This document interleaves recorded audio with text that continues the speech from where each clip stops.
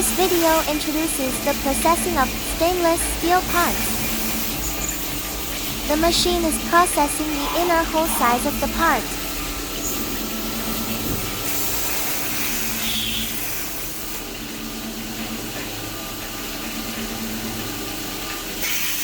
Next, after processing the inner hole, cut the part from the material.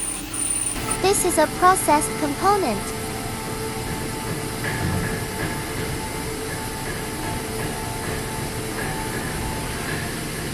Welcome to share your thoughts in the comment section.